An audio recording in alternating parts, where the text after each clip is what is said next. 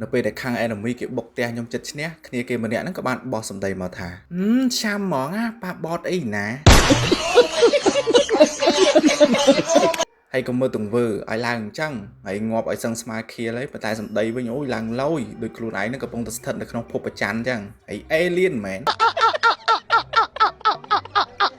បើថាចាញ់ហ្គេមត្មងខ្ញុំវាមិនសូវឈឺចាប់ទេមក star 2 star ប៉ុន្តែមកឈឺចាប់ឲ្យរឿងគេ deal យើង bot នេះហើយបើថាគេខ្លាំងគេមក deal យើងអីចឹងតាហ្នឹងវាដណ្ដើងតិចក៏ប៉ុន្តែនេះសមត្ថភាព bot ដូចតែគ្នាសោះហ្នឹងលេងមក deal គ្នាឯងលបល់យកគេអាំងគេតោងកតុយធីមគេហើយខាងយើងនេះបាទធីមខ្ញុំមិនដឹងជាណាយកអីទេអត់មាន pick hero ណាតាន់មកទេតាន់បាន Helda មួយបើកៅពីហ្នឹងទៀតនោះបាទយកស្អីគេ Vizana នោះយកមកដើរ roam អីណាពីដើម game ហ្នឹងគេក៏បានធ្វើ C ជាមួយនឹងគ្នាខ្ញុំបានមកខៀលចឹងតែហើយខ្ញុំមិនចាប់ផ្ដើមគិតដែរសេលេណានេះដូចសអត់សូវស្រួលទេប៉ះគេអ្នកចេះលេង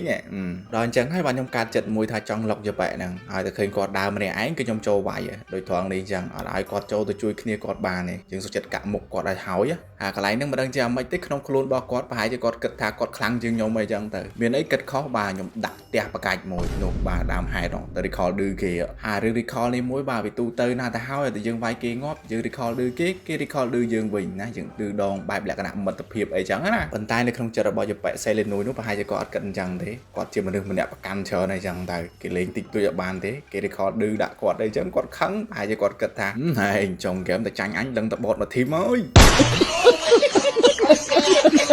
ត្រង់នេះគេខឹងជាមួយនឹង side cloud ដោយសារតែ side cloud ហ្នឹងទៅ recall ឌឺគាត់ដល់អញ្ចឹងទៅគាត់ចង់វាយ side cloud នោះឲ្យបានប៉ុន្តែធ្វើស៊ីអត់បានទេព្រោះគ្នាខ្ញុំនៅនឹងច្រើនហើយយើងណាពេលឃើញគេចូលមកលុកសងសាយើងអញ្ចឹងចាំការរៀបបាទដាក់គោដៅប្រយបាទខ្ញុំចូលវាយដល់ក្នុងត្រេតតែហ្មងកាចដែរណាត្រង់នេះរៀង fail បន្តិចបាទចូលដល់ងាប់គេ recall ឌឺយើងអូបច្ចេកកំហឹងមកដល់ពីដំបូងពេលយើង recall ឌឺគេគិតតែយើងនឹងរាប់អានមិត្តភាពដល់ទៅពេលគេ recall ឌឺយើងវិញចាប់ផ្ដើមខឹងគេដែរយីល្បល់ចូល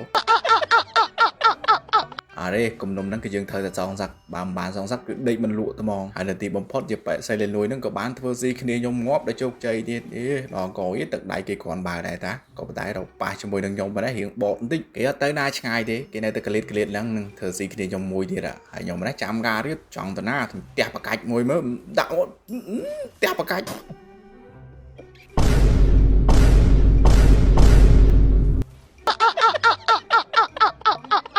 មកដល់ពេលនេះគឺខ្ញុំចាប់ផ្ដើមដាក់គោដៅពិតប្រកបទៅលើសេលេនុយហើយឲ្យចេញមកក៏ខ្ញុំវាយទៅមកនេះត្រង់នេះចឹងដែរបាទចូលវាយដល់ក្នុងត្រេតមកផ្ទះបកាច់មួយមើល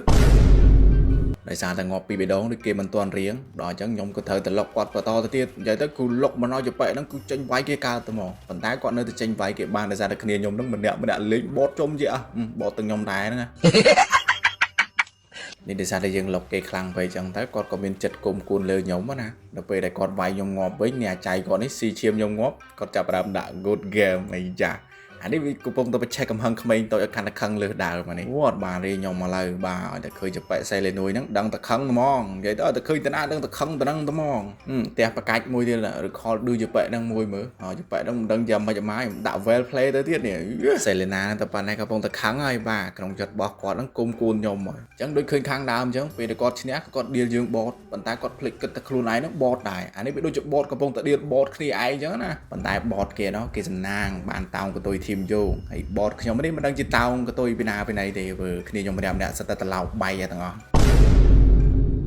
និយាយចឹងសម្រាប់គ្នាយើងអ្នកគាត់ចង់ដាក់ diamond ដើម្បី claim យកការ free ticket លើកទី2នៅក្នុង event Leslie Legend ហ្នឹងគ្នាយើងអាចរកទិញបាននៅក្នុង Facebook page Lisa Top Up ដែលសារតែកន្លែងរបស់គាត់មានទទួល Top Up Diamond ក្នុងតម្លៃធូរថ្លៃសមរម្យទេដាក់បានលឿនរហ័សសុវត្ថិភាពដល់ account បងប្អូនទៀតអ្វីដែលសំខាន់នោះទោះគ្នាយើងនៅក្រៅប្រទេសក៏អាចធ្វើការទិញ Diamond នៅកន្លែងរបស់គាត់បានដូចគ្នាដែរហើយបើសិនជាមាន app ឬប្រើប្រាស់កុងធនាគារអាចទិញ Diamond នៅខ្លួនឯងបាននៅក្នុង website របស់គាត់ដែលមានឈ្មោះថា lisatopup.com ហ្នឹងហើយក្នុង game ហ្នឹងគឺមានតែប៉ុណ្្នឹងទេព្រោះថាលេងអត់ឈ្នះគេហើយគេ deal យើង bot ទៀតអ្វីដែលខ្ញុំមិនអាចទទួលយកបានគឺថាអ្នក deal ខ្ញុំហ្នឹងគឺគាត់ bot ដូចតែខ្ញុំដែរខុសគ្នាតែម្យ៉ាងគាត់ឈ្នះគឺខ្ញុំចាញ់ជាកាជេ